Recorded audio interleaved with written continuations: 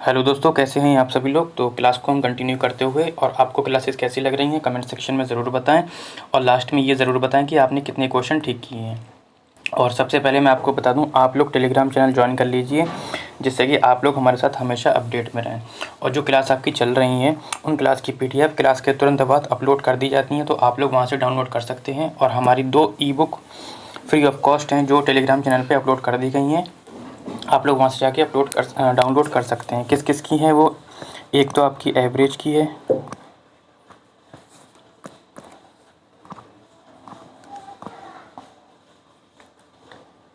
एक आपकी एवरेज की है और एक आपकी हिस्ट्री की है।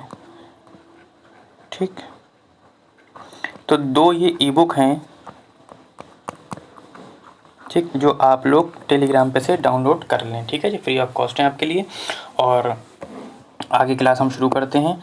ये आज जो क्लास होगी इसकी PDF भी आपको कल क्लास के तुरंत बाद प्रोवाइड करा दी जाएंगी। ठीक है, तो 30 क्वेश्चन की एक सीरीज़ है आपकी। कल हमारे 20 क्वेश्चन कंप्लीट हो गए थे। आज हम क्वेश्चन नंबर 21 से आगे बढ़ते हैं। और 21वां क्वेश्चन बहुत ही इंपॉर्टेंट है आपके लिए। कहता है कि आमतौर पर ये माना जाता है कि रात में जागने वाले जानवर हर चीज़ को जिस रंग में देखते हैं वे रंग कौन सा है। तो ठीक है, ये बदल बदल के क्वेश्चन का चेहरा बदल दिया जाता है, फिर भी क्वेश्चन यही पूछा जाता है कि, तो हमें मेन चीज़ ये याद रखना है कि रात में जो जानवर देखते हैं किस कलर में देखते हैं। तो रात में जो जानवर देख पाते हैं वो कैसे देख पाते हैं, ब्लैक एंड वाइट में देख पाते हैं। केवल आपको ब्लैक एंड वाइट यानी काला और सफ़ेद में देख पाते हैं। ठीक है, आगे बढ़ते हैं। क्वेश्चन नंबर हम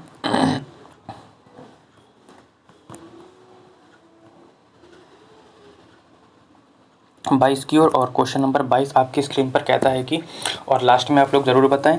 और आप लोग जो है केवल वीडियो ना देखा करें, इससे कोई फ़ायदा नहीं मिलेगा आपको। आप मेरे जो मैं एक्सप्लेनेशन कर रहा हूँ वो तो आप सुन रहे हैं, ये तो अच्छी बात है, लेकिन आप लोग एक काम ये कीजिए कि आंसर आप लिखकर कमेंट सेक्शन में बताया करें, जिससे कि क्या होगा ना कि आपको आंसर याद हो जाएगा। ठीक है, और ऑप्शन में भी केवल ABC नहीं लिखना है आपको, ये लिखने से याद नहीं होगा, आपको पूरा आंसर लिखना है। आंसर आप जब लिखेंगे ना, इससे आपको जल्दी याद हो जाएगा। और अगर ये क्वेश्चन आपको एग्ज़ाम में मिलता है तो आप माइंड जो है तुरंत कैच कर लेगा और तुरंत आप टिक कर सकते हैं। ठीक है, तो 22वां क्वेश्चन कहता है कि निम्नलिखित में से कौन सा एक पर्यावरण अध्ययन के संबंध में सच नहीं है। तो पर्यावरण में सच नहीं है यानी कि गलत वाला, निगेटिव वाला पूछ रहा है वो हमसे। ठीक है, कहता है कि पर्यावरण अध्ययन की प्रकृति एकीकृत है। बिल्कुल ऑप्शन ठीक है ये वाला, कि पर्यावरण अध्ययन की जो प्रकृति है वो कैसी है, एकीकृत है। बेटा एकीकृत का मतलब होता है कि एक सब्जेक्ट को दूसरे सब्जेक्ट से मिलाकर जोड़कर पढ़ाना। जैसे कि मैंने क्या पढ़ाया, जैसे का से कबूतर पढ़ाया, का से कबूतर पढ़ाया, तो मैं हिंदी का का भी सीख गया और कबूतर पर्यावरण का मैं सीख गया। तो क्या होता है कि इसमें से हम जोड़कर पढ़ाते हैं। एकीकृत का मतलब ये होता है। दूसरा ऑप्शन कहता है कि पर्यावरण अध्ययन बाल केंद्रित अध्ययन है। बिल्कुल ऑप्शन ये भी ठीक है। पर्यावरण जो अध्ययन है वो बाल केंद्रित है। बाल केंद्रित का मतलब क्या होता है बेटा, कि इसमें क्या होता है, बच्चे को सर्वे सर्वा समझाया जाता है, यानी कि बच्चे के अकॉर्डिंग ही सारे काम किए जाते हैं, उसकी क्षमता के अनुसार पढ़ाया जाता है। TLM और आपकी जो कहानियाँ किस्से होती हैं वो भी सब बच्चे के अनुसार ही, उसके लेवल के अनुसार। लेवल का मतलब ग्रुप में बांटना नहीं है, लेवल का मतलब है उसके IQ लेवल के अनुसार। ठीक है, इस तरीके से। तीसरा ऑप्शन पढ़ते हैं कि पर्यावरण अध्ययन बच्चों को, 1 मिनट इसे थोड़ा ठीक कर लेते हैं। ठीक, ये वाला ऑप्शन ठीक था आपका और ये वाला ऑप्शन भी ठीक था। फिर तीसरी वाला ऑप्शन कहता है कि पर्यावरण अध्ययन बच्चों को अपने परिवेश को खोजने के अवसर देता है। बिल्कुल, ये भी ऑप्शन बिल्कुल पॉजिटिव है आपका, कि पर्यावरण जो अध्ययन होता है परिवेश में क्या होता है, खोजने का अवसर देता है। अब जैसे क्या होता है कि बच्चे ज़्यादातर प्राइमरी में जो बच्चे होते हैं गांव से बिलोंग करते हैं। अब गांव में ज़्यादातर सभी के घर में भैंस गाय वगैरह होती हैं। अब जब पर्यावरण का एक क्लास चलता है तो उसमें पूछा जाता है, बच्चों को कैसे जोड़कर पढ़ाया जाता है कि बेटा क्या आपने अपने आसपास में कोई भैंस देखी है, 4 पैरों वाला जानवर देखा है। तो वो क्या सोचता है और खोजता है कि हाँ यार मेरे पड़ोस में एक भैंस है जिसके 4 पैर हैं। इससे क्या होता है ना, वो अपने परिवेश में ही क्या करता है, खोजने के अवसर प्राप्त करता है। तो ऑप्शन नंबर C भी ठीक है। अब जब तीनों ठीक हैं तो अमूमन चौथा ही वाला गलत होगा। कैसे, पर्यावरण अध्ययन वर्णनों और परिभाषाओं पर बल देता है। देखो कल की क्लास में, परसों की क्लास में मैंने आपको कुछ टैग वर्ड बताए थे। तीसरा टैग वर्ड आपको मैं बताता हूँ कि जहाँ पर भी आपको क्या शब्द दिख जाए, परिभाषा दिख जाए, और क्या दिख जाए, व्याख्या दिख जाए, और व्याख्या दिख जाए, ये सब क्या होते हैं CTET में बेटा, निगेटिव होते हैं। इन ऑप्शन को आप क्या करेंगे, काट देंगे, यानी कि ऑप्शन नंबर हमारा क्या हो जाएगा, D हो जाएगा। ठीक है, हमसे नहीं वाला पूछा था तो, और हमने नहीं वाला ही निकाल के दे दिया। ठीक है, क्लियर हो गया। आगे बढ़ते हैं क्वेश्चन नंबर हम 23 की ओर। और क्वेश्चन नंबर 23 कहता है हमारे देश के मानचित्र में झारखंड कहाँ पर स्थित है। तो इस टाइप के क्वेश्चन, 3 टाइप के क्वेश्चन मैंने कल आपको करा दिए थे, और चौथा टाइप का क्वेश्चन ये आ गया है कि मैंने आपको बताया था कि आपको अपना मैप जो है बहुत अच्छे तरीके से क्या होना चाहिए, आना चाहिए। जब तक आपको मैप नहीं पता चलेगा आप ये क्वेश्चन अटैम्प्ट नहीं कर सकते। 3 से 4 क्वेश्चन आपको देखने को मिलते हैं मैप से, ठीक है। अब कह रहा है कि झारखंड की स्थिति किधर है। तो झारखंड की स्थिति बताने के लिए पहले आपको एक मैप बनाकर दिखाता हूँ मैं, ठीक है। तो यहाँ से शुरू करता हूँ, ठीक। ये आ गया पोर्शन आपका। इसी तरीके से हम आगे जाते हैं, ठीक। इतना सीखे। अब हमसे पूछ रहा है कि झारखंड की स्थिति किधर है, ठीक। तो ये वाला जो पोर्शन है बेटा, जहाँ से ये घूमता है इस टाइप का, ये वाला पोर्शन हमारा, सॉरी, ये वाला पोर्शन हमारा क्या है, पश्चिम बंगाल का है। क्या है, पश्चिम बंगाल का है। ये हो गया हमारा पश्चिम बंगाल। पश्चिम बंगाल से नीचे जो पोर्शन में है हमारा उड़ीसा है, ठीक है। उड़ीसा आ गया। अब पश्चिम बंगाल और उड़ीसा को मिलाते हुए हमारा क्या बनता है, यहाँ पे ये वाला पोर्शन बनता है हमारा, ये वाला पोर्शन झारखंड का बनता है। काय का बनता है,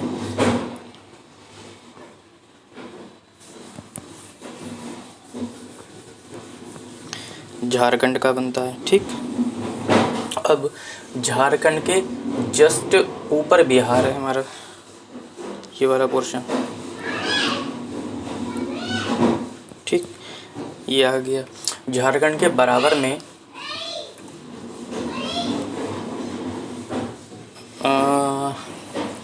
झारखंड और उड़ीसा को मिलाते हुए बनता है हमारा ये वाला पोर्शन, यानी कि ये वाला पोर्शन हमारा क्या है, ये वाला है हमारा छत्तीसगढ़, ठीक। ये आ गया हमारा छत्तीसगढ़।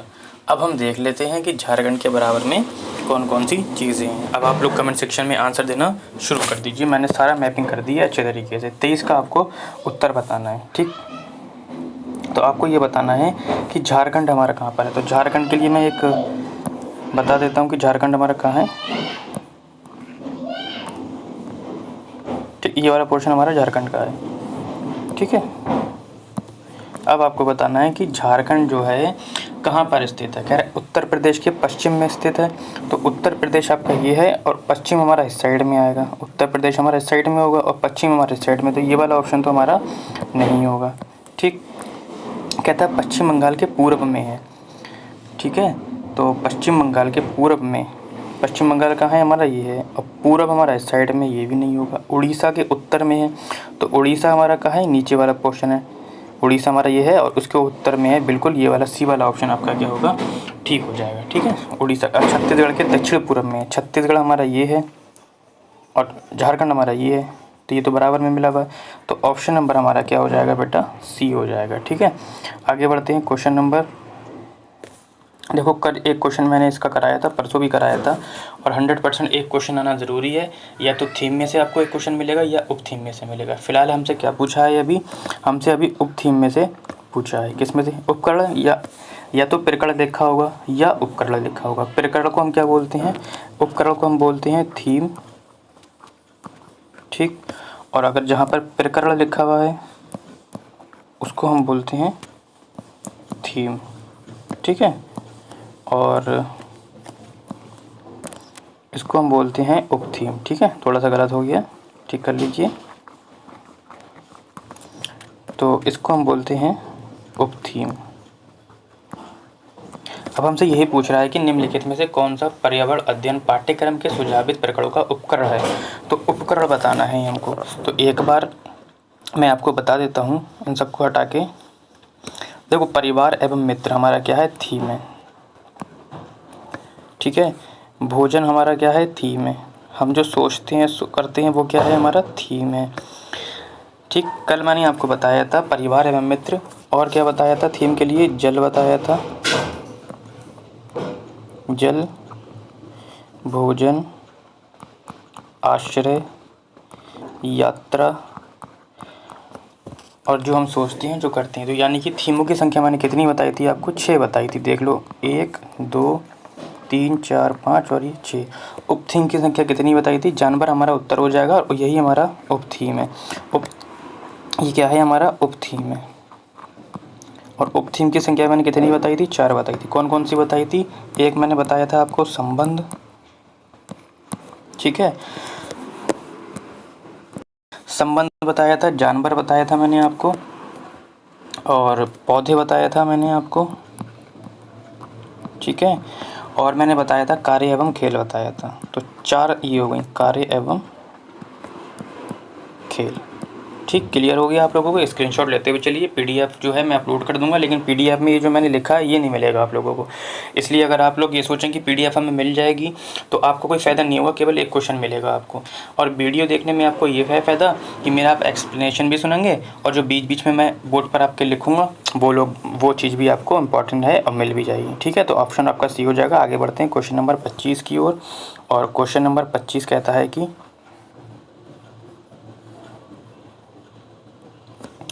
क्वेश्चन नंबर 25 कहता है कि पर्यावरण अध्ययन कक्षाओं 3 से 5 के लिए एक विषय क्षेत्र है जो संकलित करता है। क्या संकलित करता है? कि विज्ञान की अवधारणाओं और मुद्दों को। यह कहता है कि पर्यावरण शिक्षा सामाजिक अध्ययन और विज्ञान की अवधारणाओं के मुद्दों पर, या विज्ञान और सामाजिक विज्ञान की अवधारणाओं और मुद्दों पर, या पर्यावरण शिक्षा एवं विज्ञान की अवधारणाओं पर। देखो, इसमें कक्षा 3 से 5 तक 3 सब्जेक्ट हैं, और 1 से 2 तक 2 सब्जेक्ट हैं। 3 में हमारे पर्यावरण शिक्षा आ जाता है, सामाजिक विज्ञान आ जाता है, और विज्ञान की अवधारणाएं आ जाती हैं और मुद्दे आ जाते हैं। यानी कि हमारा ऑप्शन नंबर क्या हो जाएगा? बी हो जाएगा। क्या हो जाएगा? बी हो जाएगा। 25 का ऑप्शन नंबर बी हो जाएगा। ठीक, आगे बढ़ते हैं क्वेश्चन नंबर हम 26 की ओर। और क्वेश्चन नंबर 26 कहता है कि रेटिंग स्केल में कौन सी तकनीकी का उपयोग किया जाता है? तो रेटिंग स्केल में किस तकनीक का उपयोग किया जाता है? लिखित का, जांच सूची का, अधिविन्यास का, या अवलोकन का? तो किसका किया जाता है बेटा? अवलोकन का किया जाता है। ठीक, आगे बढ़ते हैं क्वेश्चन नंबर 27 की ओर। क्वेश्चन नंबर 27 आपकी स्क्रीन पर कहता है कि पर्यावरण अध्ययन में बच्चों को जोड़ने की सबसे प्रभावशाली युक्ति कौन सी है? तो बच्चों को जब आप जोड़ना चाह रहे हैं तो क्या करेंगे?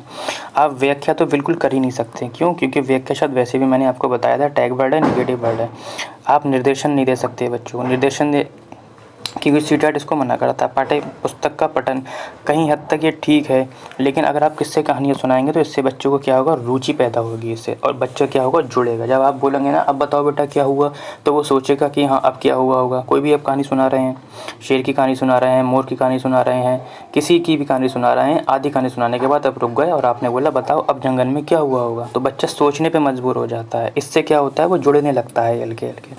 तो 27 का हो जाएगा, ए हो जाएगा। अब बढ़ते हैं क्वेश्चन नंबर 28 की ओर। अच्छा क्वेश्चन है, 3 में से एक क्वेश्चन आपको एग्जाम में ज़रूर देखने को मिलेगा। ये आपके लिए टेट और सीटेट दोनों के लिए इंपॉर्टेंट है। कहता है कि पर्यावरण अध्ययन में शिक्षक के द्वारा बच्चों को स्वयं अपने का आकलन करने के लिए, स्वयं अपने का आकलन कह रहा है, स्वयं अपने का आकलन के लिए पर्याप्त अवसर देना चाहिए। स्वतः आकलन क्या कहलाता है? कहता है CCE कहलाता है, सीखने के समान अवसर कहलाता है, सीखने का आकलन कहलाता है, या सीखने के लिए आकलन कहलाता है। तो ठीक है, एक एक करके तीन समझ लीजिए। ये हमारा उत्तर नहीं होगा फिलहाल। देखो, सीखने का आकलन, सीखने के लिए आकलन। ऑप्शन नंबर 4 से शुरू करते हैं। सीखने के लिए आकलन। जब के लिए शब्द दिखेगा आपको, सीखने के लिए आकलन, के लिए का मतलब होता है के दौरान। क्या होता है? के दौरान या के पूर्व। ठीक है, ये टैग वर्ड है आपके लिए। सीखने के लिए का मतलब होता है के दौरान, के पूर्व। के पूर्व का मतलब होता है पढ़ाने से पहले आकलन, और पढ़ाने के दौरान आकलन करना सीखने के लिए आकलन कहलाता है। अब इस टाइप के क्वेश्चन कैसे भी पूछे जा सकते हैं। ठीक है, सीखने का आकलन का मतलब क्या होता है बेटा? का मतलब होता है के बाद। के बाद का मतलब होता है पढ़ाने के बाद आकलन करना। जैसे कि अब मैं पूरा अपना एक टॉपिक पढ़ा चुका हूँ, उसके बाद बच्चों से क्वेश्चन करना शुरू करता हूँ, यानी कि के बाद का मतलब हो जाता है कि मैं पढ़ाने के बाद अब क्वेश्चन करूँगा। के लिए का मतलब हो जाता है मैं, यानी कि मैं पढ़ा रहा हूँ, मेरा अभी टॉपिक ख़त्म नहीं हुआ है, उसके पहले ही मैं क्या कर रहा हूँ? क्वेश्चन पुट अप कर रहा हूँ या आकलन कर रहा हूँ।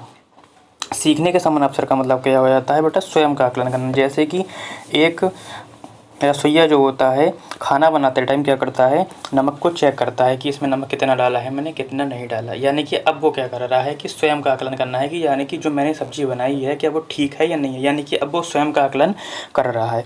यानी कि जब स्वयं का आकलन की बात कहेगा तो क्या लगाएंगे हम, सीखने के समान अवसर लगाएंगे। के दौरान या के पूर्व अगर वो बच्चों का आकलन कर रहा है तो सीखने के लिए आकलन लगाएंगे। और अगर वो सीखने के यानी कि टॉपिक के बाद आकलन कर रहा है तो सीखने का आकलन लगाएंगे। फिलहाल हमारा ऑप्शन क्या हो जाएगा, बी हो जाएगा, सीखने के समान अवसर। ठीक है, चारों क्वेश्चन आपके क्लियर हो गए हैं। अच्छा, इसके लिए थोड़ी मुझे जगह चाहिए है, इसलिए मैंने क्वेश्चन को थोड़ा छोटा रखा है। इसके लिए एक मैं ट्रिक बता देता हूँ, और ट्रिक जो है हमारी किसकी है, तने की है। जितनी भी तने वाली फसल है,